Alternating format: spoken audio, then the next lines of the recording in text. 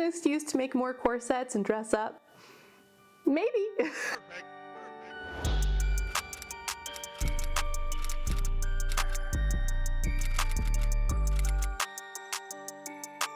It is finally spooky time, and it's a couple of weeks away from Halloween, so people are picking out their Halloween costumes. You are so cute. You can definitely go and buy your Halloween costume. I'm not gonna judge you. I love to thrift, but I do buy fast fashion a good amount of the time, so no judgment from me. It might also be a good option for you to try to thrift your Halloween costume this year. It's better for the environment. It's much cheaper because, oh my gosh, when did Halloween costumes get so incredibly expensive? And I think it's more fun, personally. You're such a good boy. You're such a good boy. Thank you for staying here with me. I want to show everybody your pajamas.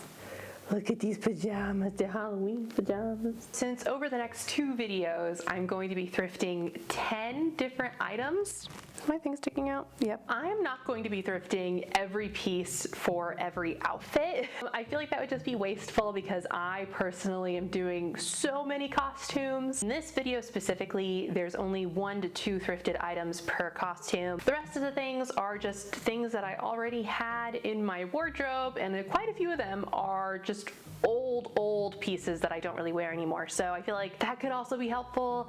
I don't know. I also thrifted things that I thought I could also wear in my day-to-day life. So I was leaning a little bit more away from like complete costuming and more towards something that I could see myself wearing on a normal day. It kind of works out that my general aesthetic is like very fantastically / historically inspired. So it kind of works out for me. Just letting you know though. I'm breaking this video up into 2 parts. This video is going to be how to do a little bit more of an intensive process, thrifting fabric, doing flip thrift.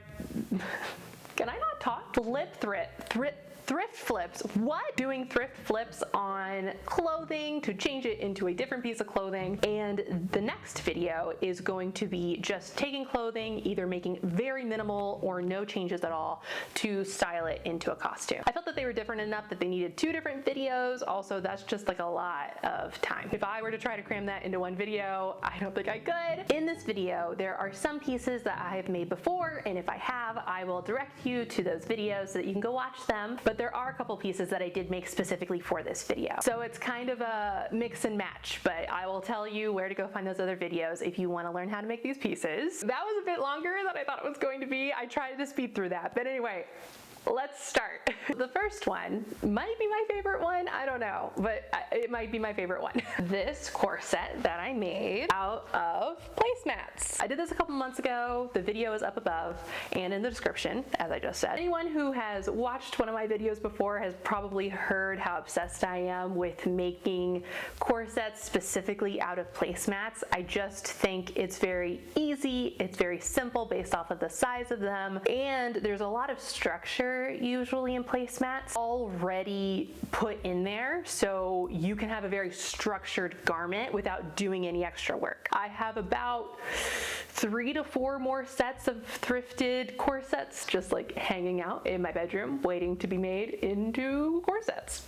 But I thought because this was a toile pattern, I thought it would make the perfect Marie Antoinette costume. So for styling, I started with a white blouse and a white skirt to kind of give that chemise or shift feeling. We're not going for historically accurate here, we're just going for fun. I then put on a metric ton of dry shampoo and this little bloody choker that I made, which I'm going to show you how I made that right now. I definitely saw this somewhere on Pinterest, but I could not for the life of me, I was looking, find the person that I originally watched this from. I looked it up, there are several other people who have made it, so it's kind of everywhere. I'm sure a lot of you have seen it, but just in case you haven't, I'm gonna cover it here. You start off with red glue sticks, and I made a 15.5 inch line on wax paper so that it would be the size of my neck, so it could be a choker. And then I just took the glue gun and I started making these little drips down, and then at the end I made it a little bit thicker because I was scared that it would like break if it was too thin. To tie them together in the back, you could put 2 ribbons and just glue them down with more hot glue, but my mother is a jewelry maker, so she just very kindly added a quick lobster claw and chain for me, but either one will do. And with that, the first outfit is done.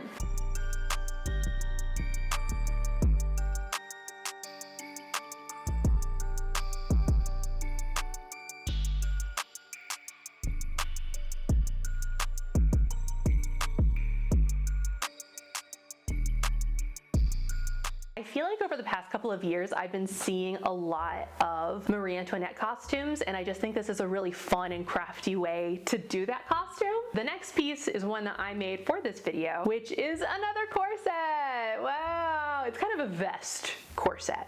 Kind of. It's kind of different. This, which was originally a jacket. I really love the embroidery on this piece, but it was a size small jacket, which if you can't tell, I am not a size small. What I did was I took the sleeves off, and before I started adding anything to the jacket itself, I wanted to make one more button because the buttons were, are those called, like self buttons, where the button is made out of the same fabric as the fabric. I'd never made one of these buttons before, but I eventually got the hang of it, and it was pretty fun.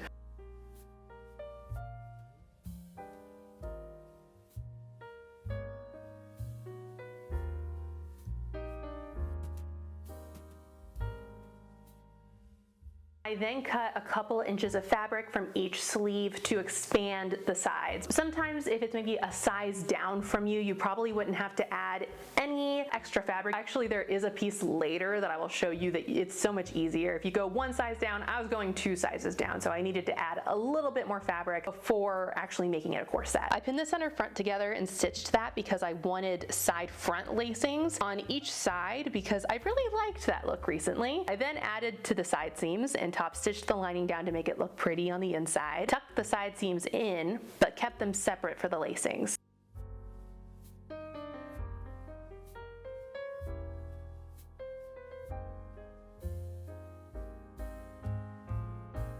Then put boning in at the end of each opening to strengthen them, as well as every side seam except for the center back. I poked some holes and stitched eyelets for the lacings. And lastly, I stitched those buttons to the fake front. Styling tip I realized while making these videos is that if you feel like your costume isn't costumey enough for Halloween, try incorporating some Halloween-y colors. So that's like orange, purple, black, mix and match them. And I feel like all of a sudden it goes from something that maybe you could wear to a Ren fair, which I will grant you is what a lot of my outfits look like on a daily basis, to something a little bit more costumey, a little bit more Halloween-y. I thought I was done, but then I decided this costume just needed a little something extra, so I added my little hair extension thingy, put on my hat, and this outfit is also done.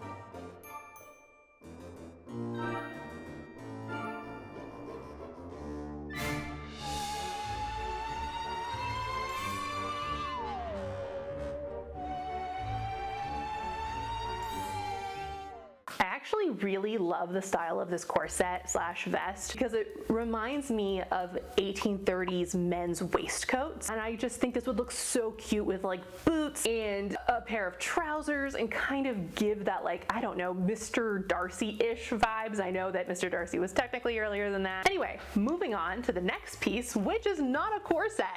These Renaissance-inspired breeches. This again has a full video on it that I'll put up there and put down in the description. But these originally started out as trousers that I had owned for a while and had just never worn them because they were a little uncomfortable. Even though they fit, they didn't fit properly. And I think that's also a good option for when you're thrifting, because if you need to, because you actually end up expanding the sides of these, you can size down slightly in pants, or you can just find something that maybe doesn't fit you so well, but it is your size. I think it gives you more options. You don't have to buy your size at the thrift store for these pants. This was also a surprisingly easy project. The longest part was taking the original pants apart. They were really well put together, surprisingly. Since my hair and tights were already done from the Marie Antoinette costume, I went ahead and styled my fantastical vampire outfit. As not to copy how I styled these breeches in my original video, I went for an all-over red look and then styled a skirt over it and pinned it up to where you could see the shorts. Lastly, I put on a black cape,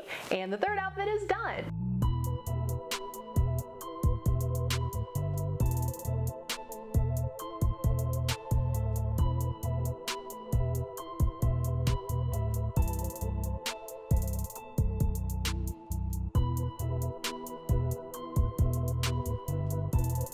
The next one is fairy wings. They don't look very good right now. I I made a couple of mistakes. I had never made anything like this before, so this was definitely an experiment, and I will tell you the couple of places where I feel like this could have been improved as I show you the process. So for this project, I thrifted a sheer shower curtain. Definitely doesn't have to be sheer, but I thought that that would just kind of lend to this ethereal fairy wing thing that I was going for. So I started by making a basic shape with the wire. Now, my first mistake was the size of my wire. This was left over from another project and was 2 millimeters. I would have definitely gone thicker than that so that it stands up longer on its own, but is still thin enough to be moldable.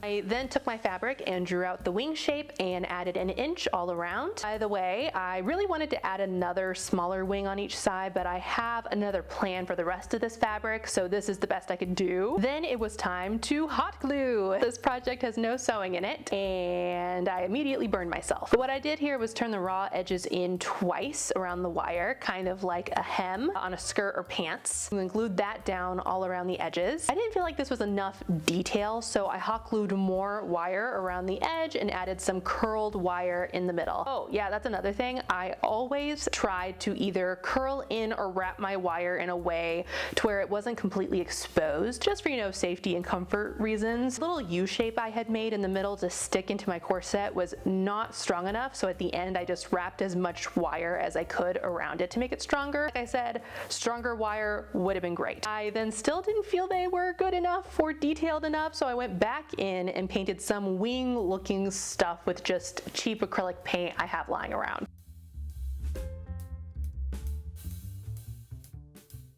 So this outfit has a couple more thrifted items than the others. The top is thrifted as well as the corset. I made that from a table runner that I thrifted. I actually think a shorter skirt would have been super cute with this outfit, but I only have long skirts because I want to constantly feel like I live in a fantasy book. So no short skirts for me, but here is that outfit.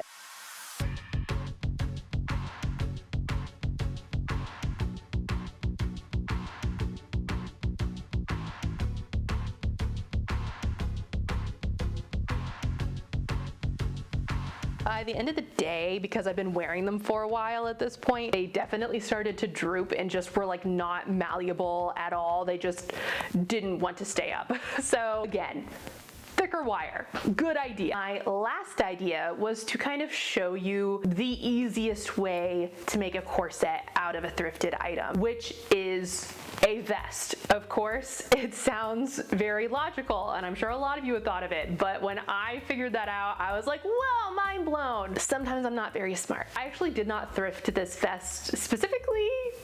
It was a return that I was allowed to keep, but I'm gonna put it in this video anyway. I was Red Riding Hood last year. I made my dog into the big bad wolf dressed as the grandma. I don't know if I recommend that video because the quality is not great, but it's one of my first videos and I look back on it fondly. But I also didn't like my outfit very much in that video, so I'm vindicating myself for doing a take two. So the tutorial on how I made this into a corset was originally a short. I'm just going to reiterate it here. This vest fit me everywhere but my chest, which is pretty typical for me, so I decided to make it into a corset. All I did was cut out the button pieces on each side, turn both the outer shell and the lining inside to make it look nice and finished, added boning to each seam except for the center back, added grommets and laced it up, and done.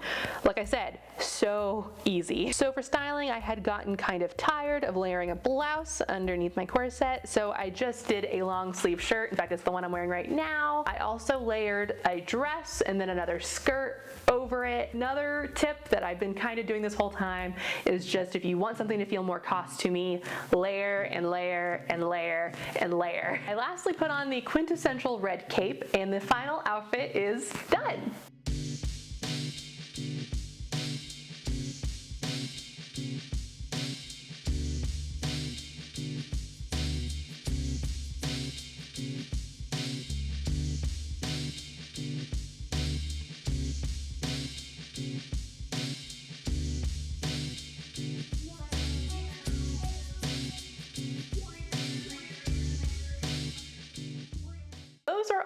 the outfit ideas for this video. I've been thrifting since August for this video. I've been working on these videos since August. So I hope you really liked them because I'm really proud about how much work went into them. Next week will be, once again, just regular clothes that either require no change or one of them needs minimal changes, but the rest are just clothes that I put on my body afterwards. Thank you so much for hanging out with me, and I hope to see you back here. Next week is when I'm hoping to get this video out. I don't like making promises about when I can have videos out, but that is my goal, to have part 2 out next week. I hope to see you then. Bye!